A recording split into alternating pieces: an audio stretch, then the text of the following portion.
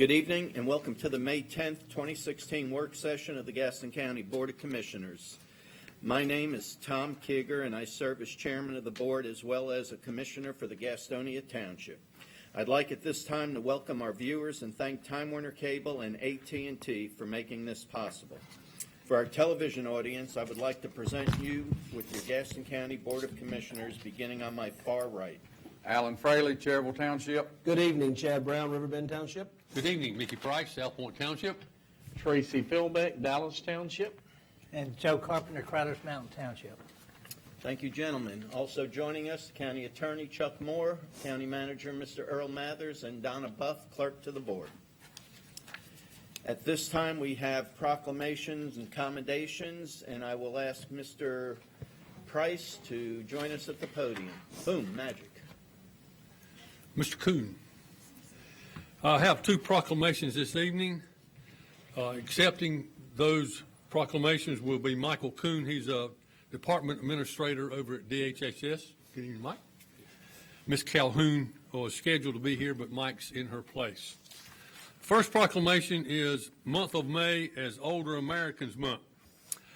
Whereas Gaston County includes a community of older Americans who deserve recognition for their contributions to our nation, as they are trailblazers who advocate for themselves, their peers, and their communities, paving the way for future generations. Currently, 1/4 of Gaston County's population is over the age of 60. By year 2034, this age group will make up approximately 46% of our population. And whereas Gaston County is committed to raising awareness about issues facing older Americans and helping all individuals age in place and thrive in livable communities of their choice for as long as possible. We appreciate the value of inclusion and support in helping older adults successfully contribute to and benefit from their communities. And whereas Gaston County can provide opportunities to enrich the lives of individuals of all ages by promoting and engaging in activity, wellness, and social involvement, emphasizing home and community-based services that support independent living, ensuring community members that can benefit from contributions and experience of older adults. Now, therefore, be it resolved that the Gaston County Board of Commissioners, in recognition of valuable contributions made by Gaston County older Americans, proclaims the month of May 2016 as Older Americans Month and urges every resident to take this month to acknowledge older adults and the people who serve them as powerful and vital individuals who greatly contribute to our community. Michael, this is your proclamation. You'll share with the board, and you may say a few words before the other one. Thank you all. It's a great opportunity to raise some awareness for the fact that our population is aging, and there are going to be some needs that come along with those changes. And so just want to thank you. I'll definitely take this and pass it on to the board. Thank you very much. Next is a proclamation of Foster Care Awareness Month. Whereas there are approximately 415,000 children and youth in foster care across the country, 10,000 in North Carolina and 265 in Gaston County who depend on foster parents, family members, volunteers, mentors, policymakers, child welfare professionals, and other community members to help them find permanent homes and connections. And whereas reunification is both the most common goal for children in foster care as well as the most common outcome, child welfare professionals work to achieve permanency for children through reunification with birth parents, kinship care, adoption, or legal guardianship. Outcomes for youth who exit foster care without permanency are improved when their transition into adulthood includes a relationship or lifelong connection with a caring adult. And whereas communities play an important role in supporting all children and youth, but especially those in foster care, individuals and families can help foster youth move closer to family reunification and establish permanent connections by becoming a foster parent, engaging in volunteer work, or mentoring children who need adult role model. Now, therefore, be it resolved that the Gaston County Board of Commissioners hereby proclaims the month of May 2016 as Foster Care Awareness Month and extends its grateful appreciation to all foster parents, family members, volunteers, mentors, and child welfare professionals in Gaston County. Further, the board commends this observance to its citizens as an opportunity for communities, businesses, faith-based organizations, and families to participate in efforts to serve foster children throughout the year. Thank you, Michael. Another one. Say a few words if you like. Thank you, Commissioner Price. I'll accept this and pass this on to the DHHS board. Thank you, Michael. Thank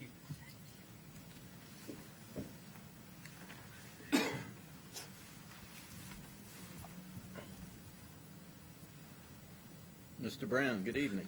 Thank you, Mr. Chairman. Would the sheriff and chief please come up? And the assistant chief?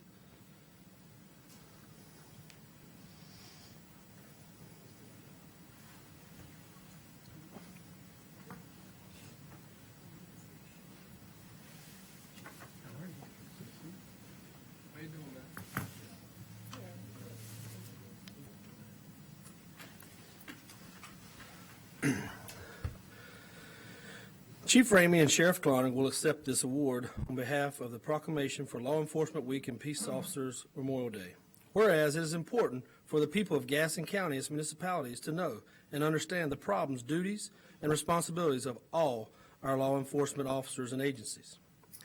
We applaud the members of these agencies in recognizing them for their duty to serve the people of safeguarding life, property, protecting people against violence and disorder, by protecting the innocent against deception and the weak against oppression or intimidation. And whereas our nation, more than ever, depends upon local law enforcement as our first line of defense, these men and women of these agencies give themselves daily and the day in and day out preserve our homeland security.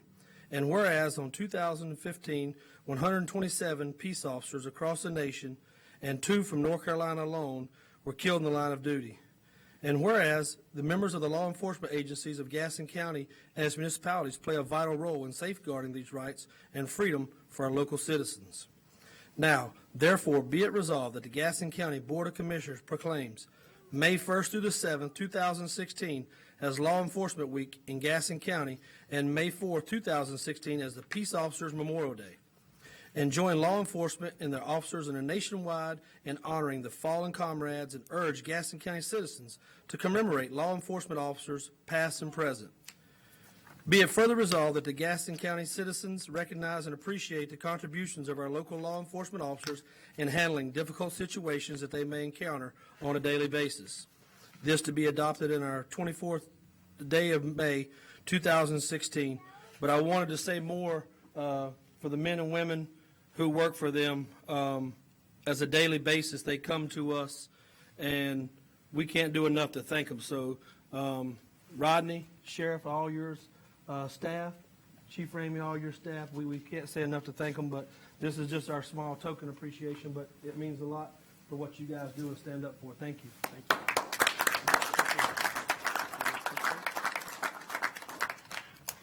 Mr. Chairman, Commissioners, thank you so much for this recognition. Thank you for recognizing the work that the men and women do day in and day out. Last August 8th, I was at home and my phone rang and the front desk called and said, "You have 2 officers shot." That's an eye-opening experience, and I hope that I never have to receive a call like that again. And your heart sinks because you know each and every one of these men and women who go out each and every day and risk their lives for the community. But when you receive a call like that, you're reminded of the dangers and what we ask these men and women to do, and they do it willingly and selflessly.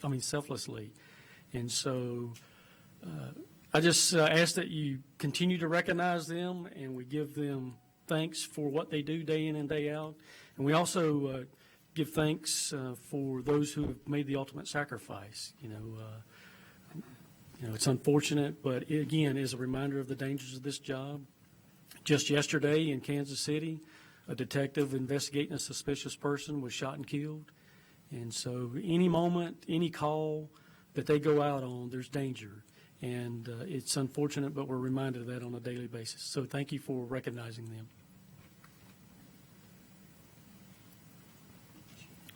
On behalf of all the law enforcement officers in this county, it's good that we take the time to recognize their sacrifice, their determination. It's good to know that we have compassionate warriors out there who have the compassion to take care of their fellow man and woman, but also the determination and willing to sacrifice themselves to protect those that can't. And if you think about it, it takes an awful lot of brave people. It takes a lot to get out of a car in the middle of the night on a road by yourself. But you do it because you believe you're doing right. You know you're taking care of your fellow citizen. And as the Lord said, blessed are the peacemakers, because they should be called the children of God. And in many schools, many rookie school graduations, I say those words to give each and every officer that wears this badge, that enforces the laws, to help them keep the courage.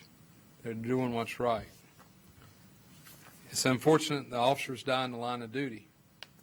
An attack against an officer is an attack against us as citizens and society as a whole.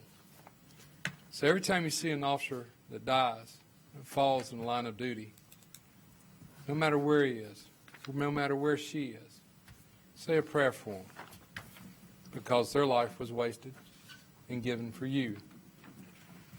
Just like the firemen in Pineville that died, just like the EMS workers at 9/11. They gave their lives for you. So keep a special place in your heart for them. Remember them.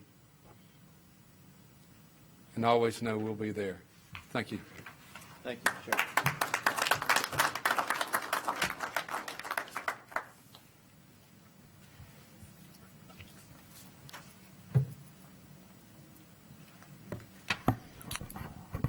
Next is a commendation to Miss Marcella McCaskill. Would you join me? Okay.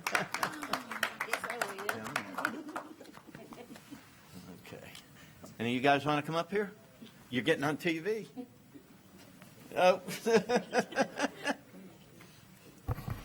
For those that don't know, Marcella has occasionally sat up here where our clerk sits. She's been a deputy clerk for a good number of years and has spent 30 years with the county and has now decided to retire. And I'm going to just move on with the commendation. Whereas on March 24th, 1986, Marcella McCaskill, otherwise known as Sella, began her long and devoted career with the Gaston County Clerk's Department. Whereas Marcella worked continuously for 30 years in the clerk's office, providing assistance and support to the clerk of the board, county commissioners, staff, and the citizens of the county. And whereas during her tenure, Marcella served as deputy clerk under 36 different commissioners, and she was instrumental during the transition of a new clerk to the board in 2012, for which she was recognized as a recipient of the 2013 Employee of the Year Award. And whereas, with the ever-changing world of technology, Marcella adapted to many advancements in the clerk's office over the years, from electronic records repository and online agendas and minutes to paperless Board of Commissioner meetings. And whereas she played a fundamental role in the behind-the-scenes work of the clerk's office, and her conscientious performance of her duties was essential to the success of the department. And now, therefore, be it resolved that the Gaston County Board of Commissioners expresses its deepest appreciation to Marcella D. McCaskill for her 30 years of dedicated service to the Board of Commissioners and the citizens of Gaston County, and extends its best wishes to her for her continued health and reward her in her well-earned retirement. And on behalf of the board and the staff, I present that to you. Thank you. Thank you very much. Now, the hard part. Well, I'd like to thank the commission and the clerk's office for this commendation. Get closer. I can't hear you. It's been a long 30 years, I tell you. There were times I didn't think I was going to make it.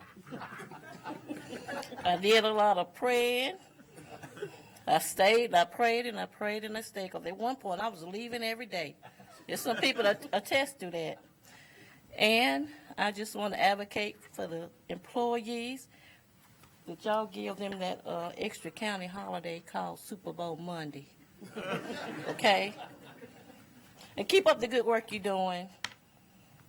All right, hold on one second, Marcel. I will, if the commissioners would like to say something.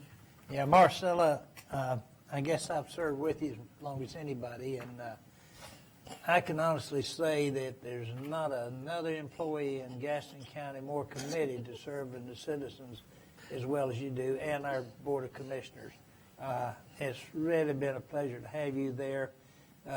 The first few years I was on the board, I would go in and I'd ask Marcella something. I don't know if she knew very many words because I could get a little grunt out of it. But she always had the information I needed or got it for me. And Marcella, I just love you for all that you've done for me. Thank you so much. I'd just like to echo Commissioner Carpenter. There are not many employees as crazy as you are. That's what I'll say. I'll say this little story. Please don't. It changes every time you tell it. I was in Dallas. They were having a blues out back, and I'd known Marcella from the office, you know, very professional. And she was sitting out, and they were singing, and I moved up beside Marcella. I said, "What's going on?" Oh, she said, "Nothing. I'm just drinking some chocolate milk." I said, "What? Can I have some of that chocolate milk?" So she gave me some chocolate milk. This is my first taste of chocolate wine. And we had a very good time. And I just want to say, Marcella, I appreciate the smiles, laughing, cutting up. You're a lot of fun, and you'll definitely be missed. And if I remembered, I'd have brought you some chocolate wine tonight. I'm glad you did. Marcella, I just want to say thank you for all you have done over the 30 years for the citizens of Gaston County. You were and have been a very dedicated employee, and probably none of them know all the trials and tribulations you've been through over 30 years. So thank you again. Thank you. I have to Why say, she had to drink chocolate wine. I have to say thank you because coming onto the board and with Martha leaving, you filled in a good role to help me with some things. But nothing like hearing your voice on the phone when you call in and somebody just sitting there with the pleasantest demeanor that you have. And you made it so much fun for us. I think that everybody on this board fell in love with you, and I'm sure the ones before us as well. But thank you so much. Enjoy your retirement. And when you go to Blues, you can hang out with me. Okay. Thank you. Bye-bye. Marcella, you just happen to be an easy person to like, you know. And I want to thank you for support and help you've been to me. And, you know, we're all the time calling you in a rush, need something yesterday. It seems like you always respond anytime we need something. And I just wish you the best in your retirement. Godspeed. Thank you for everything. Thank you.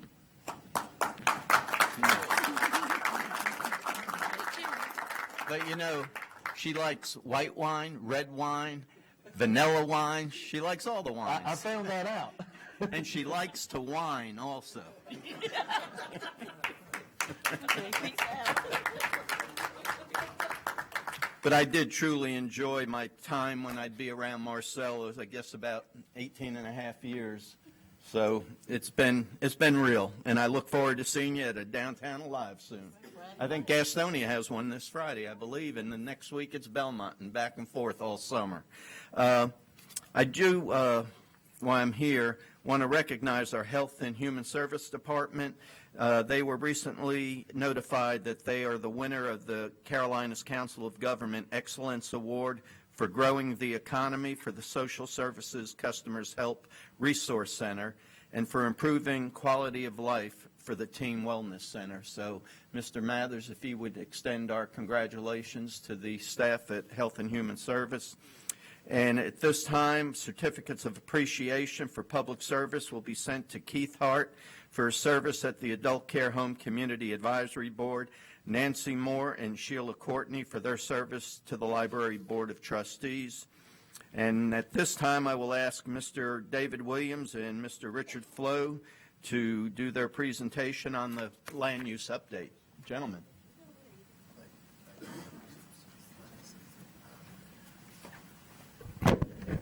Good evening, Mr. Chairman and members of the commission. I'll be brief. Citizen recognitions. There was none. All right. Mr. Chairman, members of the commission, I want to thank you for the opportunity tonight to give you an update as to where we are with the 2035 land use plan update. I have with me tonight Mr. Richard Flo, who is a consultant with InFocus, and also Mr. Larry Herlocker, who is the chairman of the planning board and also the 2035 land use plan steering committee. And just want to give you an update. It's been approximately 12 to 16 months. We've had approximately 10 to 12 meetings. Those meetings have been well attended, and a lot of good dialogue and conversations about Gaston County in 2035. Where we are now, we're in the process of finalizing the goals and objectives of the land use plan, and also in the process of developing a future land use map. We will be, right now we're planning to go back out into the community in June to do the citizen input meetings. If you recall, last year we did them up front to get the citizens involved to get their comments, and now we're going back with the draft plan, land use plan, and also draft goals and objectives. Our goal is to get a recommendation from the steering committee on the plan and the goals and objectives sometime in July. Another goal is to get the recommendation from the planning board, which would be a recommendation from the steering committee on the land use plan sometime in August, with the goal to hopefully bring the plan to the Board of Commission sometime in September. That's where we are right now, Mr. Chairman. Again, this is a 20-year plan that we're looking 2035 out. As you recall, our last plan was in 2002, and that's when it was done. It's well over 13, 14 years old. You do the math again. But that's an update from staff. Right now, I'm going to turn it over to Mr. Richard Flo, who's been helping to guide us in this process as we look to hopefully close it out sometime in the next few months. Thank you, Mr. Chairman. Thank you, Mr. Williams. Mr. Flo, good evening. Thank you, David. Thank you, Mr. Chairman, members of the commission. My name is Richard Flo with InFocus, and I've had a unique experience with you here in Gaston County, being able to work with your department as a team. I am in there working hand in glove with the members of your department so that this is produced by folks here every day, and my role is to bring them together to fill in any gaps or needs and things of that nature. Now, I will say this. I would like to compliment the department because you've got some strong assets in that department. Not every planner gets an opportunity to work on a project of this scope or size in their career, but I've been fortunate to have the opportunity to do several, and so I've been around staffs before that did better jobs and those that did worse jobs, and I'm really complimentary tonight of your team and your department here. And I've really enjoyed working with David, Deborah, and all the folks in there, Sarah and Ron and Willie and Juan. Your GIS capability here is phenomenal. I'll have you know that. And that's very important. And you're going to begin to see that when we start bringing before you in your sessions the draft material. But I want to underscore something, something that David said first. Your goals and objectives, which are still in draft form, are going to be considered by the steering committee in the next few weeks, probably the beginning of next month at the latest. And then we're going to be working on finalizing some issues. They've been given a homework assignment, the steering committee has, and the number one priority of that homework assignment is to pinpoint opportunities for economic development and job growth in this county.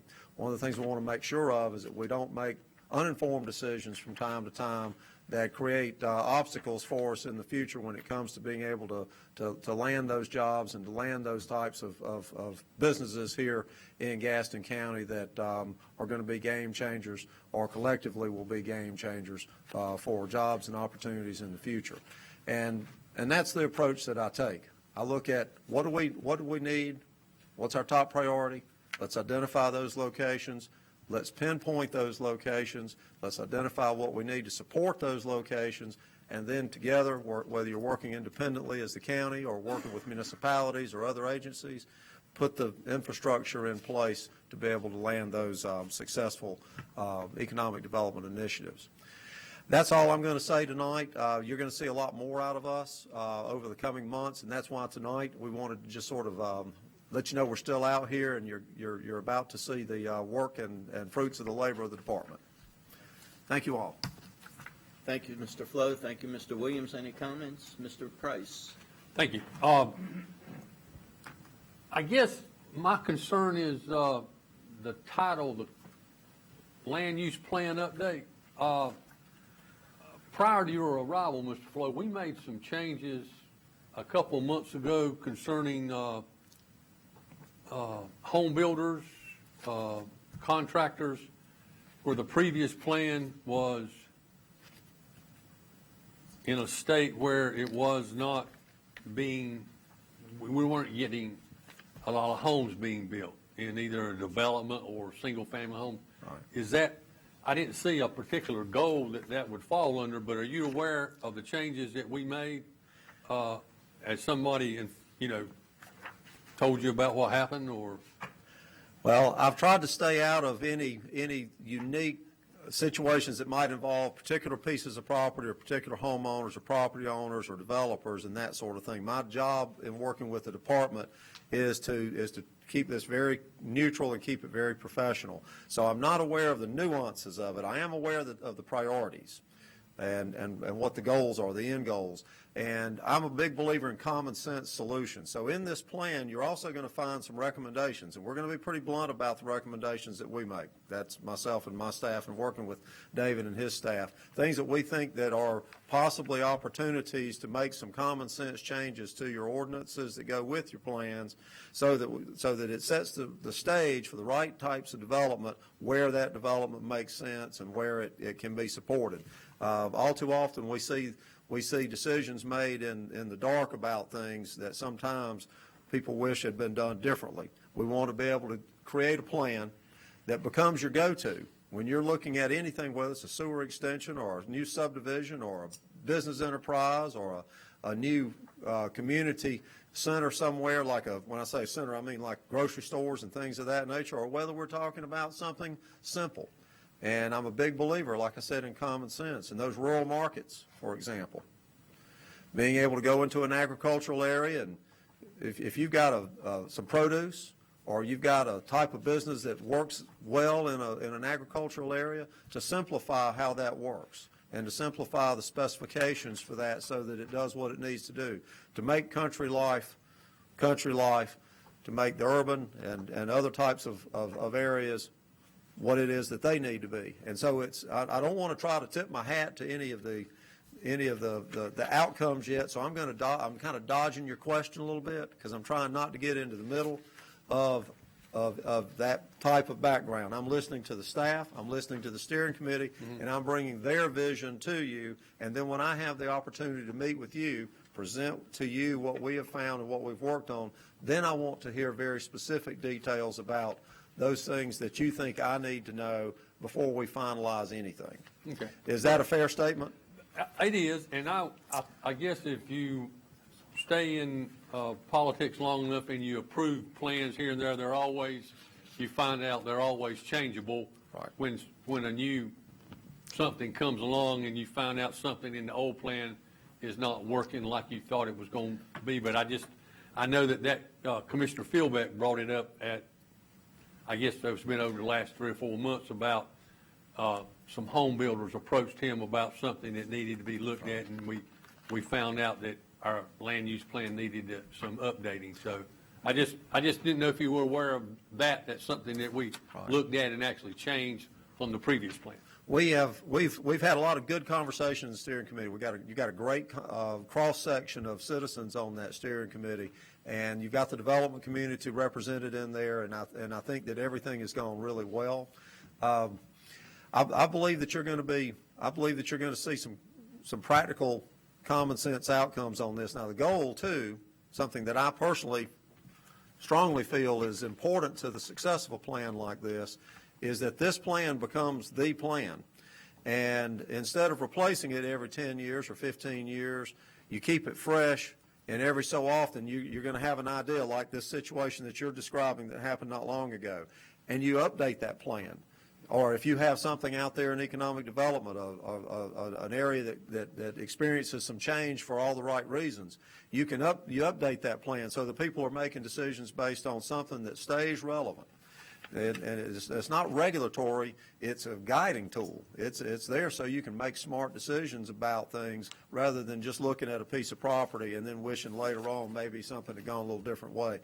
Because you've got to balance your economic development, you've got to balance your residential, and you got to balance your agricultural and rural interests. Because you got folks that live out by Crowder's Mountain that say, hey, we want it, we like it like this. We want it out this way. We like this scenic area. And you got folks that in other parts of the county want to see a lot of different things in a lot of different ways. And that's part of coming up with a good plan. And your steering committee's being a big part of that. Mr. Brown. Thank you, Mr. Chairman. Thank you for coming tonight, Mr.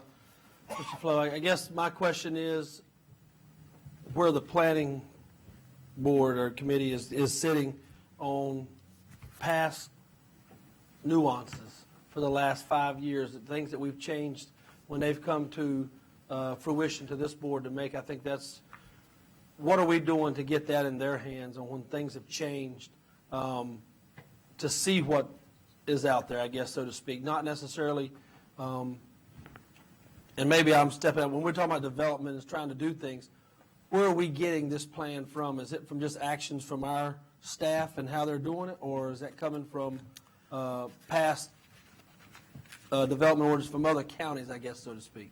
Well, it's not about ordinances. This is about the plan for the county. So It's not about ordinances at all. Now, some of the recommendations might talk to you a little bit about what you can improve in some of your ordinances, but the plan itself is based on what we're finding out in the community and what we're hearing from people, what we're hearing from the steering committee. And the steering committee is taking all the surveys, for example, looking at them and crafting these goals and objectives are the ones that surface to the top, because you've got folks from all sorts of roles that are on this thing. I'm the guy that's probably going to be watching out for, is there anything we're missing? And because part of my job is also to edit the work of the staff, is to look at it, make sure it all makes sense, because sometimes you need fresh eyes on a subject. That's not a fault. That's not a fault at all. What's come to us in the past that we may have missed? You know, somebody wanted to do and we said, or we looked into it a different way. But that's just all I was asking, what those eyes are looking at. Thank you.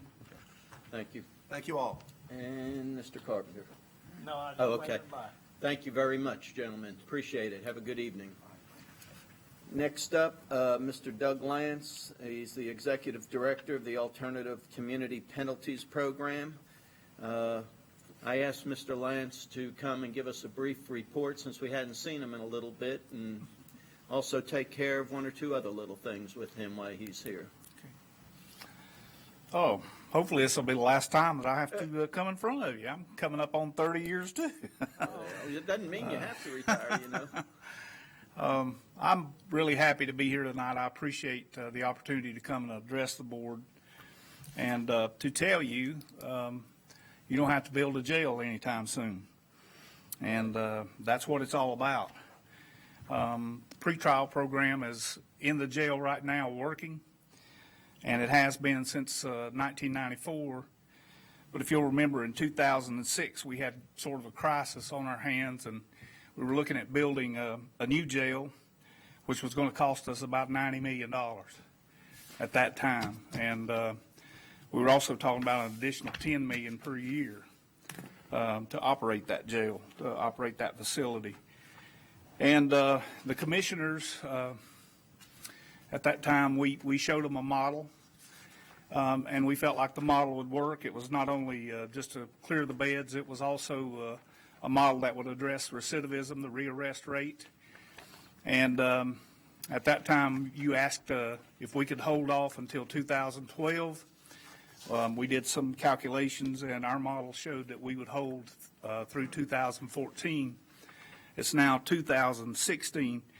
Your current jail population as of 5 o'clock this afternoon was somewhere around 470, and 50 of those were federal and other county employees, or federal and other, and it might be, federal and other county inmates who are paying Gaston County for the privilege of using the beds.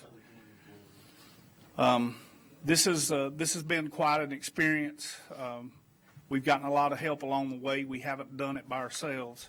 We owe a lot to the sheriff's, the office of the sheriff.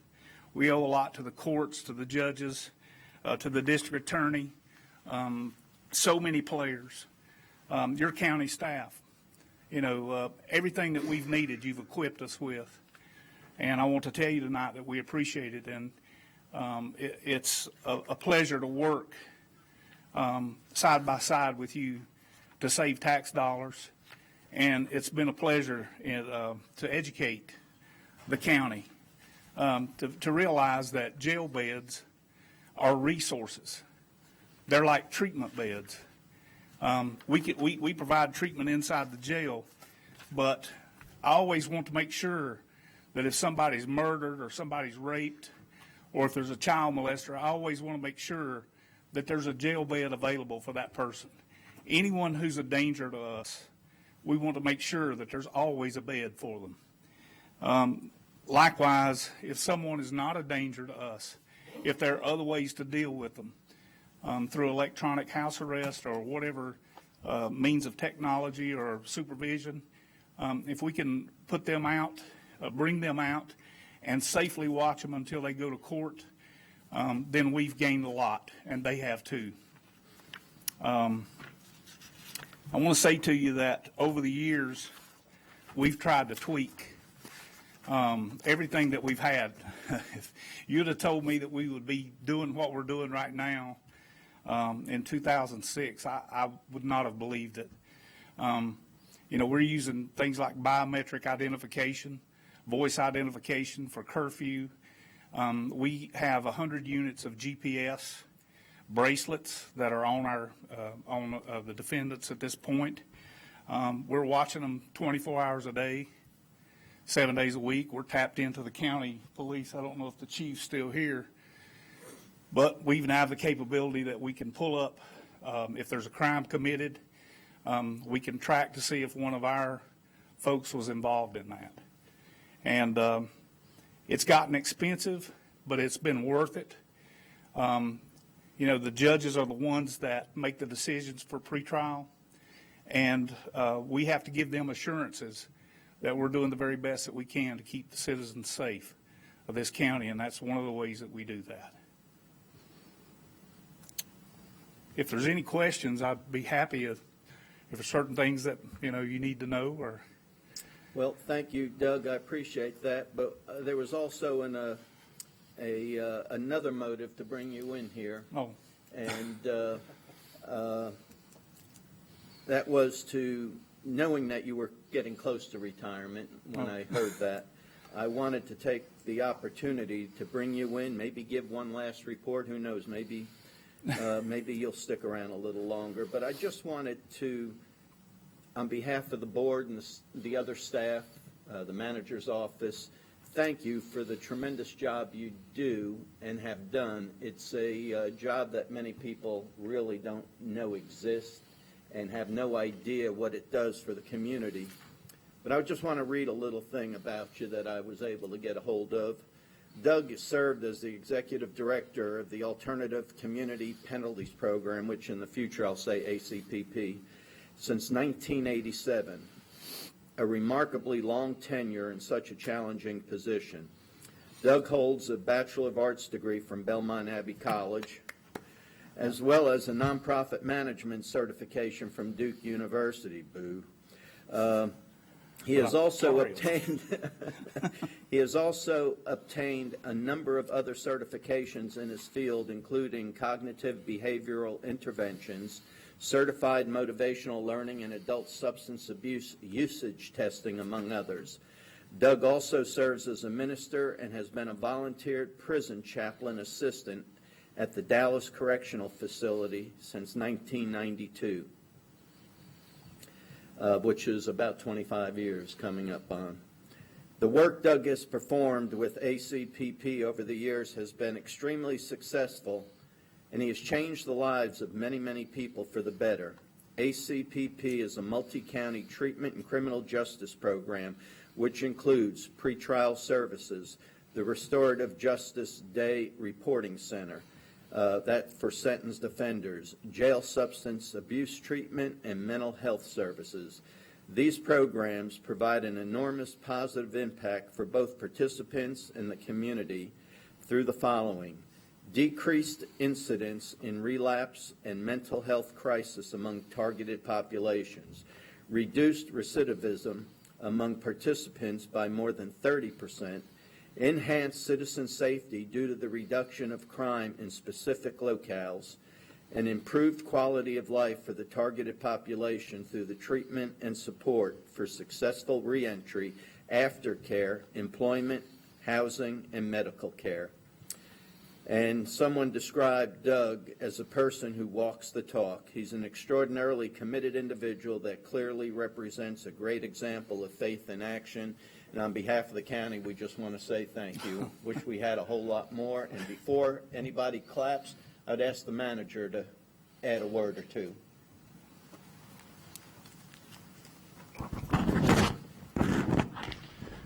Thank you, Mr. Chairman. Doug, you know, we haven't been acquainted for a long time, but I guess I'm the person who said you're the best example I know of faith in action, and it has just been a gratifying experience for me to be associated with you, and we share a few things in common. And Doug has been an individual that I can talk to about some of the challenges I've had with my family, and he's one that really understands and is able to advise me and I'm sure many others. And it's just, you know, one of those things that until you've been there, you don't know how challenging these circumstances can be. And it's just been a great pleasure to know you, and I would very strongly encourage you never to retire from Gaston County, at least not until after I do. How many more years do you have? Joe? Doug, you've been here for quite a while, and the average citizen does not recognize the value of what you do with these individuals, because I've seen other counties, and you've created a model for other counties, and some of them are not there yet. But what you've done for this county, and I was involved when we were talking about building a new jail and what that was going to cost and the operation of it, and we were looking at crazy costs. The average citizen probably doesn't know the value of the dollars that's been saved, and the fact that recidivism, or people returning, you know, going into jail and out and doing other crime, that has been reduced immensely. I don't know what the percentages are. I think it was way down. You know, some people have 50 or 60 or even more people returning, and I think you were down to 20-some% at one time. 27. That's enormous, and it's remarkable. And it took one thing, a man with passion, to make a difference, and you've done it. Thank you. So thank you. Thank you. Mr. Fraley would just come on down. Doug, well, I like Joe, we served on that new jail committee, and it was inevitable at that time. You know, we were doing, that was like this is a top priority, and I think, Mickey, I think you were on there too, weren't you? We went to a lot of meetings, and We even went loaded up in a bus that day, went over to see the Charlotte tent city, the new tent jail. You remember that? And we had a daunting task that we were going to have to deal with, and we knew the money wasn't there and how we were going to get the money to do it. And, you know, you came to us and, you know, we believed in you and we gave you the tools like you said, but you delivered tenfold, and not only saving the taxpayers like a lot of people, I don't even know, I mean, there's some numbers here, but they're staggering, the millions of dollars that you've saved us. And we certainly appreciate on behalf of all the citizens, and not only that, but helping all these people that you have back into society in a very positive way. But I just want to personally thank you, Doug. Thank you, sir. I'll just piggyback on what Dave said. Doug, it was, I remember the night, and I guess what sticks out in my mind is the way you delivered it, and you really believed in it, and you convinced me and the rest of us to give it a shot. So thank you, and like Commissioner Fraley said, for all the people in Gaston County you've really helped. Thank you. Thank you, Mr. Chairman. Doug, I actually probably go more to not the economic part, but like Earl said, just I think the faith in action is really the perfect way to describe you. And I think you've taken this and this role and really seen it more than just as a job, but it's a ministry to you. You care about these people. You employ good people. You care about staff. You care about the people you're working with. And you just can't teach that kind of thing. And I know there's been a huge economic impact to the county and to the citizens, but I just want to thank you for what you've done individually. And it's one thing to be professional, but it's another thing that to really take the pride in your work and care about these people. And we've gone to church together, and I, like Earl, talked about, you know, I've had personal situations where you've got up and came, and we've talked, and I've just seen you live these things. And I just want to tell you as an individual, thank you for that. I appreciate your testimony and what you've done in serving the citizens, and more importantly, just the way you've lived your life. So I appreciate that. Thank you. Thank you, sir, for joining us this evening. I do want to just add one other thing. I've got one more program called Cornerstone Christian Center, and it's a faith-based 12-step program that's centered around a life in Jesus Christ. And I went there in 2012, and when I got there, I felt like I was home finally. And this past year, we checked figures today. Since July 1, we've brought 43 men out of the Gaston County, directly from the Gaston County Jail, into Cornerstone, giving them at least 90 days of treatment, and at the 45-day mark, 100% of them went to work full-time.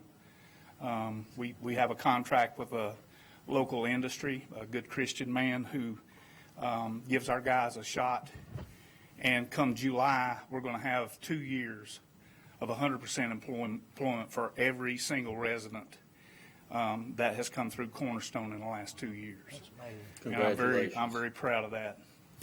And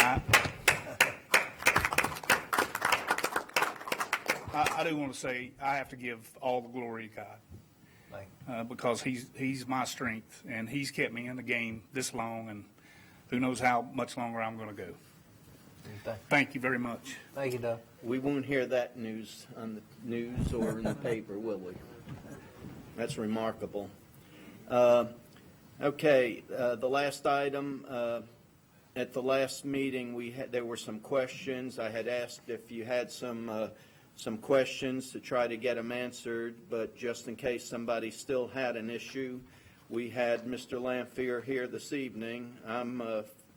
I've got all mine answered. Mr. Lamphere, oh, you're up here already. Congratulations. If there are any more questions that haven't been resolved, now is the time. If not, we will bid Mr. Lamphere good evening. Mr. Williams. Yeah, appreciate you coming out, Mark. Hey. Can you just kind of go over, I think you probably may have heard or watched the last meeting. I did. I think my concern was just the drastic hikes in some of the fees. And if you can, I know we've talked about them before, and I think the insurance, we talked about kind of, I guess, that hybrid type insurance kind of plan. If you could talk a little bit about that, I think those were my primary concerns that I had. Okay. Yeah, I actually prepared a presentation, but I'll spare you if all you want is the answer to the questions. EMS subscription programs are not considered insurance. We found them in 14 states. 2 other counties in North Carolina operate EMS subscription programs. Glad I don't have to say that too many times. It's really a cost protection as a device used to protect the elderly and things like that, primarily, as opposed to insurance. If you follow certain rules, which of course we would, it's not considered insurance by the Insurance Commission. And, we're not like real excited about, raising the rates a lot or anything like that, but it's an option if you choose to employ that so that more of the costs of EMS services can be passed on to users. Right now we're at about 80-20. About 80% of the cost of our services are offset by user fees. If you want that to be higher, we can accomplish that, and we can also protect people by using a subscription program as a cost protection method. Okay, well, I think one of my concerns also, like you may have heard, is I know you said there's some other counties that are utilizing this idea, and I understand it's not necessarily insurance, it's a subscription, but I think it just, to me, I could see an easy way where this could lead to people taking advantage of this subscription service. If they paid their annual fee, I could see where they would rely on the ambulance, even when maybe they didn't have to use it or they wouldn't have used it otherwise. And maybe I'm reading too much into it. How has it worked in the other counties? Have they had a problem with that? Have you seen anything? And how long have they been doing it? Do they have a good track record where you can look back 4, 5, 6, 7 years or more, where we can actually see if there's been a track record in those other counties? We talked to the people in Wake County, and they said that people are he actually said, hey, it's a hassle, we'd like to get rid of it, but people demand this, okay? I can tell you that when I moved here over 20 years ago from Oregon, almost the entire state was covered with EMS subscription plans. So they've been around for a long time. The way that you prevent people from taking advantage of the services, first of all, a lot of subscription programs only cover emergency services. Some of them only cover people with insurance. Our idea was we wanted to cover medically necessary transports, whether that's an emergency or whether it's a non-emergency, for example, someone from a nursing home to the hospital and things like that. It's medically necessary, and those are the kind of instances where we wanted to protect. If it wasn't one of those instances, the person would get charged the full price. And we pursue our collections, real strongly. We don't have, Miss Jenkins here. She's on a lot of people's bad lists. But how would you differentiate an emergency or non-emergency? How would we know what that is? And are there any safeguards? Sure. To where somebody wouldn't just see this as a monthly taxi to their We would use the Medicare guidelines for what they consider medically necessary and not medically necessary. And if it didn't fit that, it wouldn't fit the parameters of our subscription program. And we track all of our what we lovingly refer to as our frequent flyers. We track those monthly. We started meeting with DHHS to make sure the people that were on our list were people that were getting seen by adult services and things like that. So we go to a lot of extent to make sure that no one is is abusing or taking advantage of our EMS services. Okay. Well, fair enough. I appreciate that. Good answers. I'm satisfied with that. Thank you, Mr. Chairman. Thank you. Mark, it looks to me that you're talking about phasing this in over a 5-year period, and at the end of 5 years, it'll be a total enterprise fund. Is that correct? That's a possibility. I'm here to give you options. Obviously, this is a policy decision, but I'm giving you an option that could be used.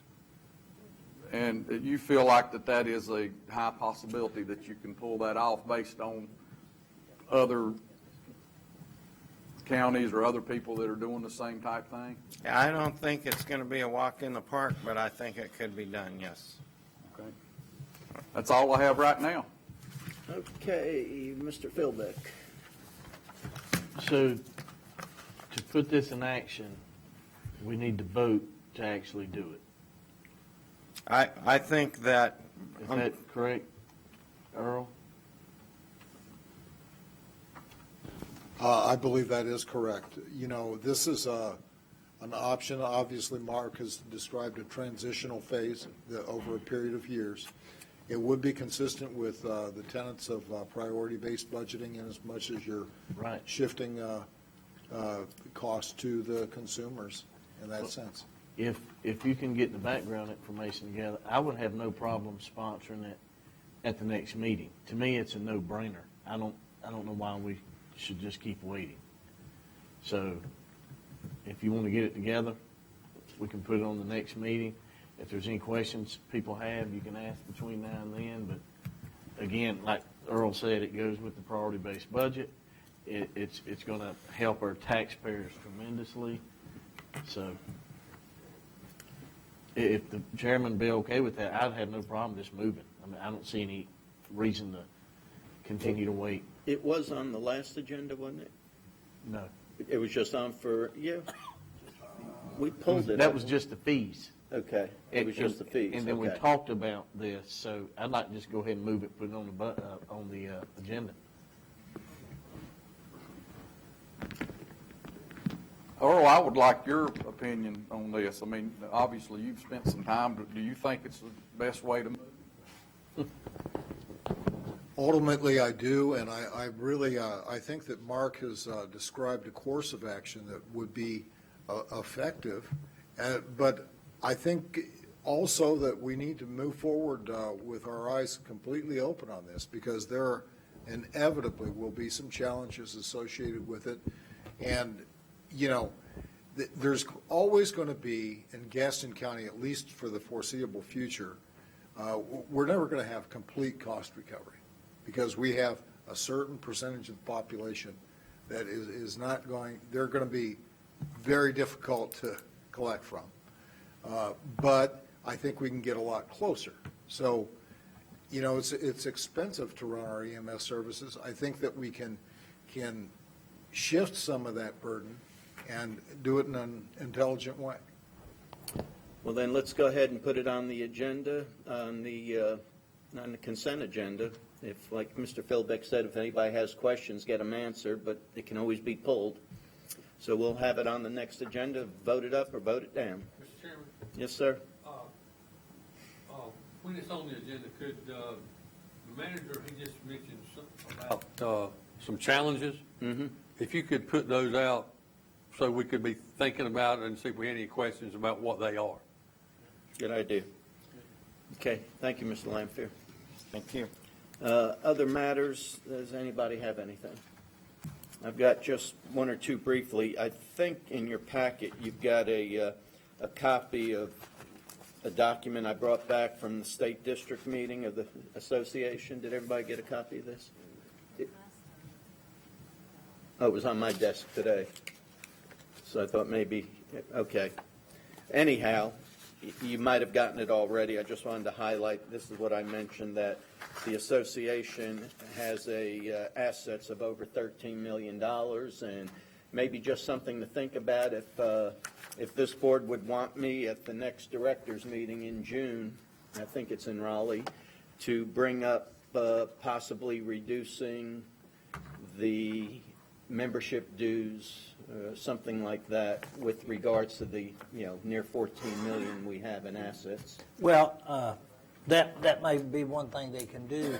However, for the last couple of years, they've actually been using some of that fund and reduced the registration fees for events that we're having. So that might be one way of, because it has gotten very healthy.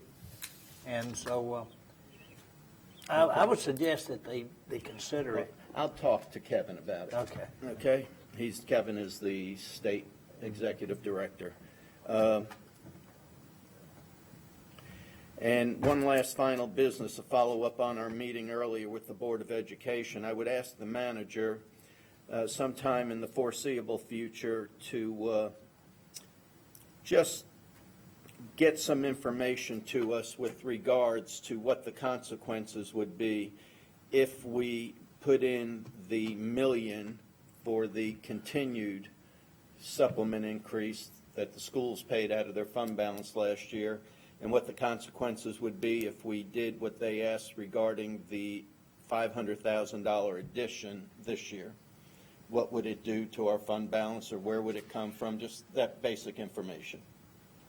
But get it on an email, so. Fund balance is the answer. Fund balance is it. Well, let us know what the fund balance is projected to be with the new budget and what this would do to it, what the percentage is with this coming out, what it is with it staying in. Keep in mind, if its fund balance is reoccurring, Yeah, it would kill us. I understand. Okay. But I think we owe it to the schools to at least do a little bit of work on this and see what it is going to come out as.